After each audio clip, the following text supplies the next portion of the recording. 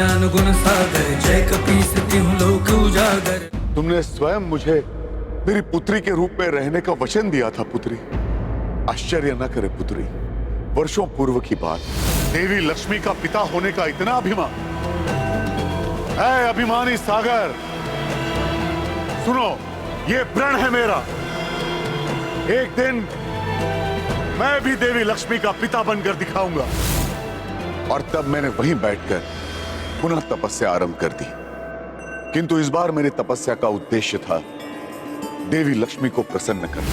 ओम श्री महालक्ष्मी नमः। ओम श्री महालक्ष्मी नमः। ओम श्री महालक्ष्मी नमः। महर्षि वाल्मीकि, माता,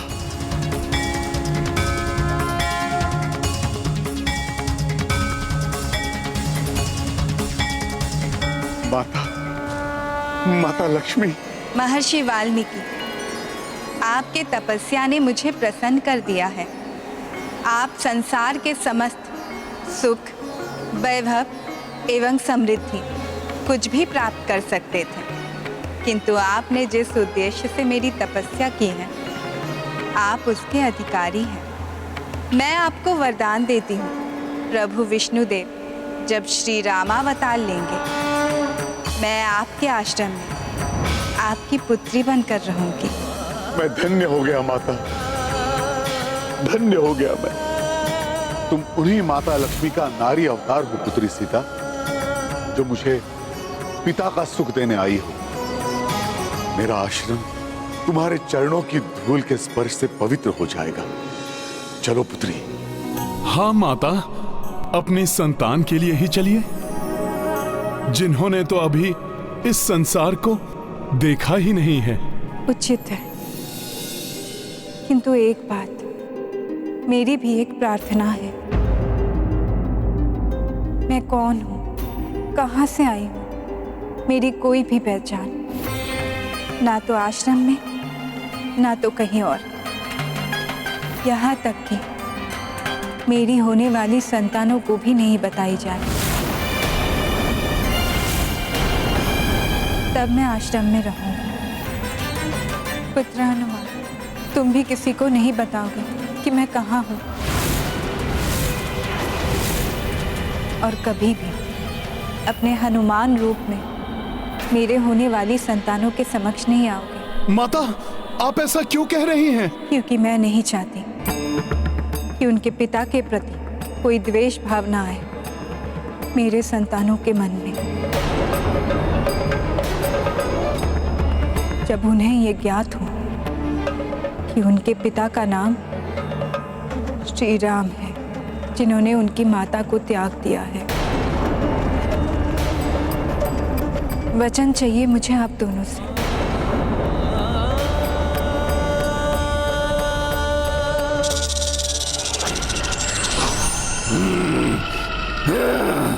अभी तो बच गए वो दोनों शिशु, किंतु अधिक समय तक बच नहीं पाएंगे। वो अवसर पाते ही वो दोनों आहार बन जाएंगे मुझ शिशु भक्षी के। मेरा ये अनुरोध ही नहीं, निवेदन है। यदि आप दोनों मेरी पहचान छुपाएं, तभी मैं आश्रम में रहने आऊंगी। यदि हनुमान इस वेश में आए तो सहज ही सबको ज्ञात हो जाएगा कि मैं सीता हूँ। मेरी संतानें भी यही जान जाएंगी तो अपने पिता से मिले बिना नहीं रह पाएंगी। किंतु माता, हर संतान को अपने पिता के बारे में। हनुमान, भावनाएं बहुत बलवती होती है। पिता या संतान में से किसी को भी एक दूसरे के बारे में ज्ञात हुआ तो दोनों ही एक दूसरे से मिले बिना नहीं रह पाएंगे। फिर रघुनंदन के इतने बड़े त्याग का अर्थ ही क्या रह जाएगा। मैं कदापि ये सहन नहीं कर पाऊंगी। किंतु पुत्री, मैं अपने ही आराध्य से इतना बड़ा भेद छुपाऊं? इतनी बड़ी दुविधा में मुझे मत डालो पुत्री। आपकी दुविधा भी उचित है ऋषिवर, किंतु मैं माता के मन की व्यथा समझ रहा हूं, इसलिए जैसा माता चाहती हैं मैं वैसा वचन देने के लिए प्रस्तुत हूं।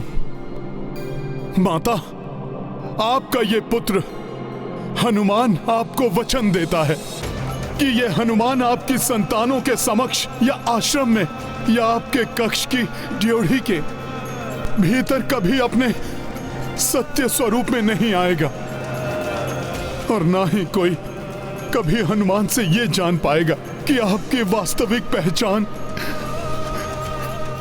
क्या है माता। और माता, ना ही आपकी संतानें जान पाएंगी कि उनके पिता कौन है।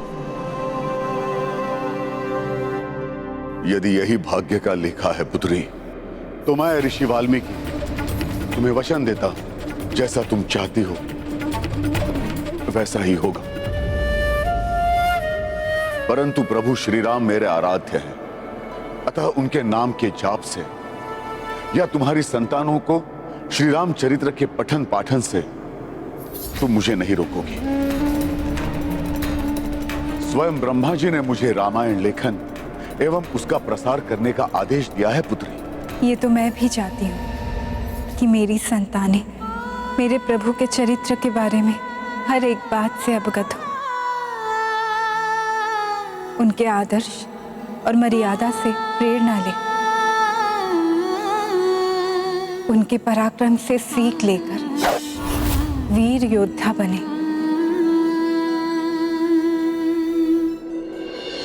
ये गाथा महाबली हनुमत की, रुचिकर लीला राम भगत की। जय जय जय रघुनंदन राम, जय जय जय महाबली हनुमान। चली ऋषि संग विहार भूमि जा, हस्त से मार्ग बुहारे कपिसा। किंतु घात मह राक्षस बैठा, संकट से अनभिज्ञ मां सीता। ये गाथा महाबली हनुमत की, रुचिकर लीला राम भगत की। जय जय जय रघुनंदन राम, जय जय जय महाबली हनुमान। तुम कहीं भी चली जाओ, तुम्हारी संतानें तो अंततः मेरे ही उदर में आने वाली हैं। शिशु भक्षी से बच नहीं पाएंगी वो।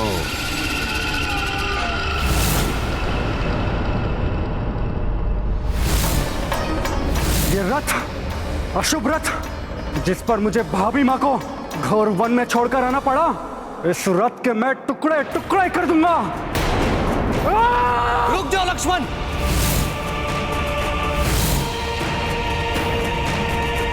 क्या तुम्हारे रोष को ये स्वीकार है? जिस रथ पर भाभी माँ के पावन चरण अंतिम बार पड़े हो, तुम उसे तोड़कर नष्ट कर देना चाहते हो। क्या अभागा हूँ भरत भैया मैं, जो भाभी माँ को। अब तो बस यही प्रार्थना है कि भाभी माँ को किसी अच्छे आश्रम में शरण मिल जाए।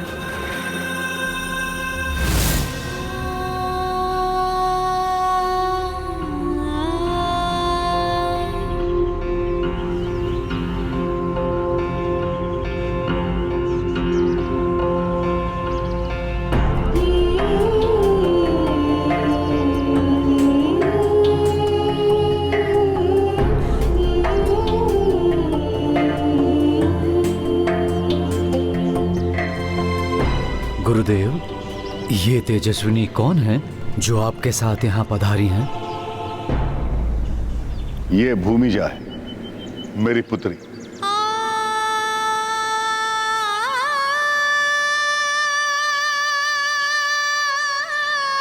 गर्भिणी है, इसलिए हमारे आश्रम आई है। अब से ये हमारे साथ ही रहेगी।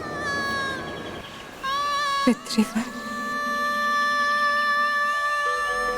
ये तो बहुत अच्छा है। हमारे आश्रम में शिशु की किलकारियां गूंजेंगी। हाँ, बहुत आनंद आएगा।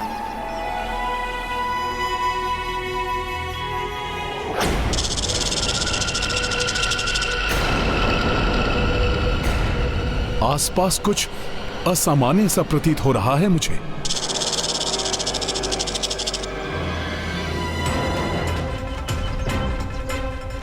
इसी ओर से ध्वनि आ रही है।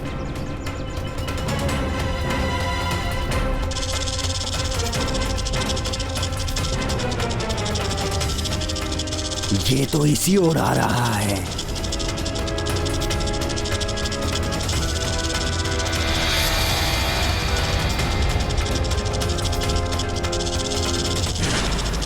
किसी आसुरी शक्ति का आभास हो रहा है मुझे। माता को वचन दिया है, मैं आश्रम के भीतर नहीं जा सकता, किंतु आसपास रहकर तो माता की सुरक्षा कर ही सकता हूं मैं। निकट ही कोई ऐसा स्थान ढूंढना होगा मुझे जहां रहकर इस पूरे आश्रम की निगरानी की जा सके।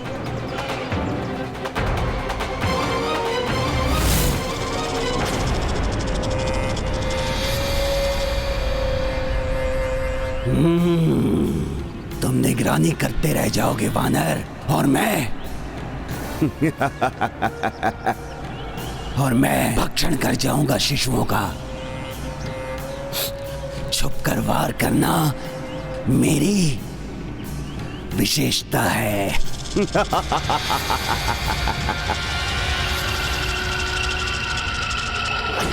आइए भूमिजा, यहाँ कुछ क्षण विश्राम कर लीजिए।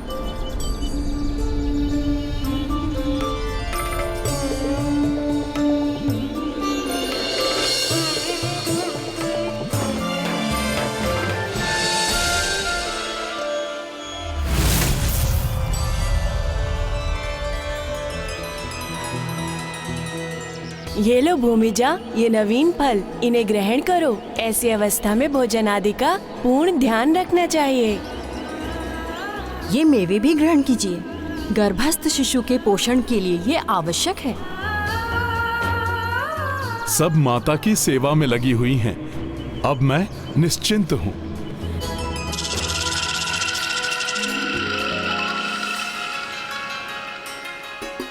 ऋषिवर वाल्मीकि का सानिध्य मुझे पिताश्री राजा जनक का स्मरण करा रहा है। इन सब का स्नेह देखकर लग रहा है जैसे मैं जनकपुरी में आ गई हूँ।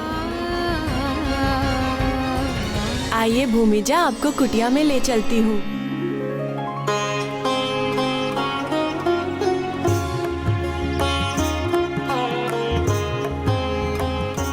माता को तो यहाँ बहनें मिल गईं, पिता मिल गए, सखियां मिल गईं, किंतु अयोध्या में मेरे प्रभु न जाने किस स्थिति में होंगे।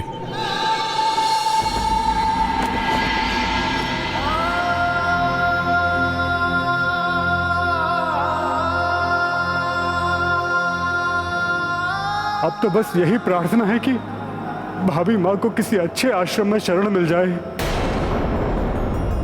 नहीं, मैं यहां सुख की शैया पर और वहां प्रिय सीते मन में ना जाने किस स्थिति में, मुझे इस सुख का कोई अधिकार नहीं।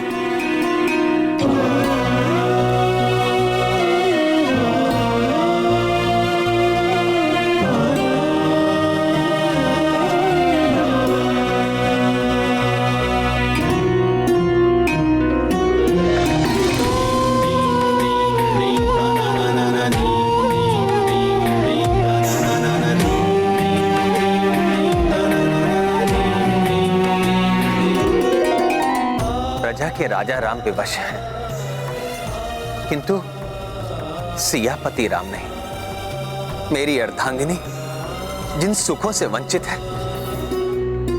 मैं भी उन सुखों का उपभोग नहीं करूंगा। ये एकांत मेरी प्रिय, मेरी सीते को समर्पित है। यहां तो मैं राजा राम ना रहकर मेरी प्रिय सीते का राम रह सकता हूं।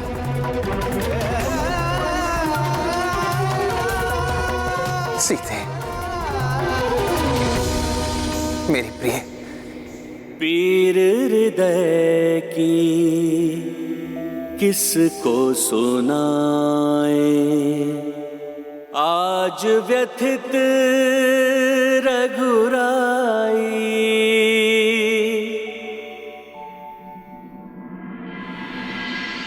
अब तो एकाकी होंगी माता। हे विधाता, ये आपने कैसा विधान लिख दिया है। मेरे प्रभु और मेरी माता के भाग्य में उधर प्रभु विरहाकुल होकर अश्रुपूरित नेत्रों से माता को स्मरण कर रहे होंगे और इधर माता भी विरह में व्याकुल होंगी।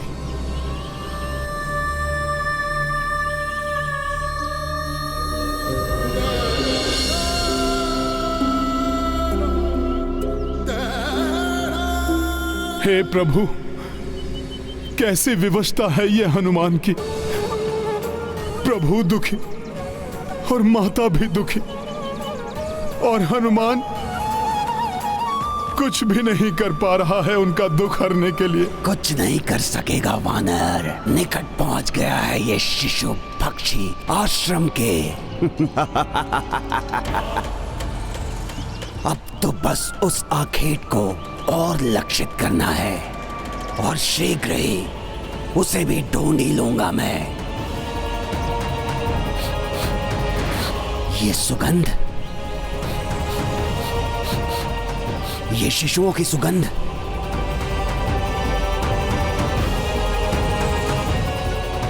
ये शिशुओं की सुगंध तो उस ओर से आ रही है।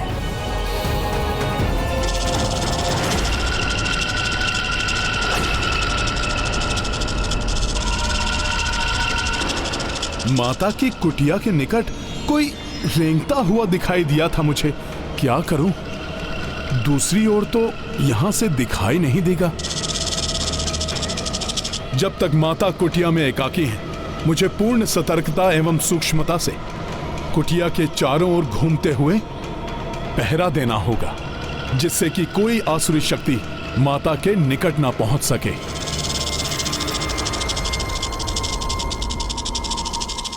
हाँ, एक पंथ दो काज। माता की सुरक्षा का निरीक्षण भी और माता की परिक्रमा का पुण्य भी। जय सिया राम।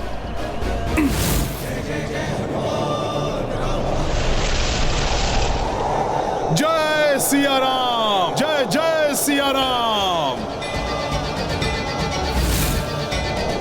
जय सिया राम। जय जय सिया राम। जय सिया राम।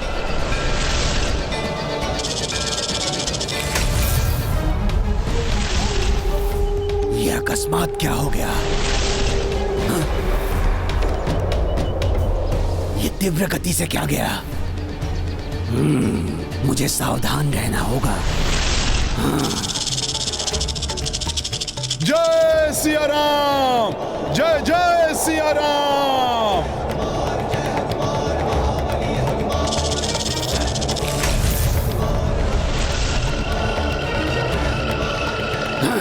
पुनः उड़ गया मैं इसकी तीव्र गति से। ये क्या है?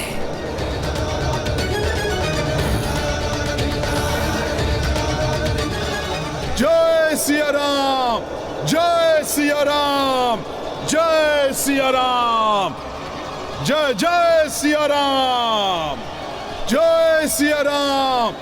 अच्छा, तो ये इस वानर का किया धरा है। बड़ा आकार धारण कर नहीं सकता और छोटे आकार में इस वानर के कारण प्रवेश नहीं कर सकता। देखते हैं कब तक इसकी परिक्रमा करता है। कभी तो रुकेगा और उसके रुकते ही जय सिया राम। जय सिया राम। जय सिया राम। जय सिया राम। जय सिया राम। ये चहु और गूंजता प्रभु और पुत्री सीता का नाम।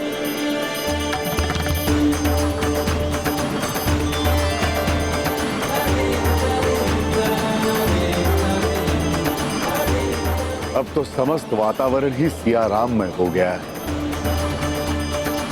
इससे अधिक उपयुक्त समय क्या होगा रामायण लेखन के आरंभ का? हनुमान, ये सिया राम का नाम आपके ही श्रीमुख से प्रस्फुटित हुआ है। जय सिया राम। जय सिया राम।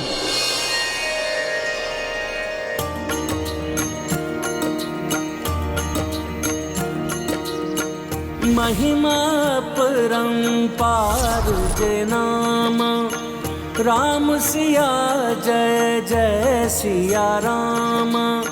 शठ सुन भागे कपि पाए शक्ति, कह सिया राम ऋषि करे भक्ति। रामायण रचना आरंभा, घटना ऋषि स्मृत की विभिन्न। उत अवध दुखी श्री रघुराई, किस विध वैदेही बिसराई। सिया राम जय हनुमान। राजसी सुख सब राघव त्यागे, सीता सम श्री राम अभागे। जो सिय सौंपी तांबुल कली का, समय के संग भई सब शुष्का।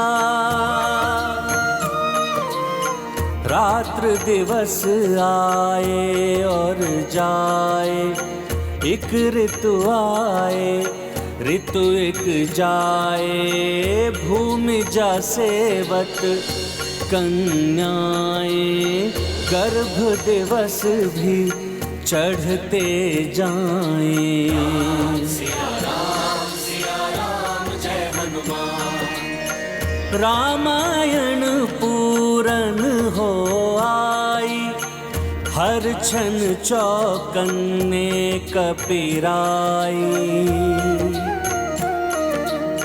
शठ की निराशा बढ़ती जाए, कपि रहते अवसर नहीं पाए। सिया राम जय हनुमान।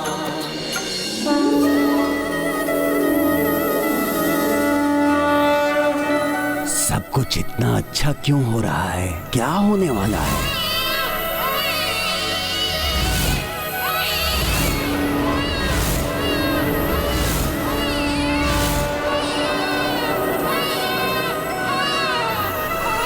आएगा मेरा आहार, अब करूंगा मैं उसका भक्षण।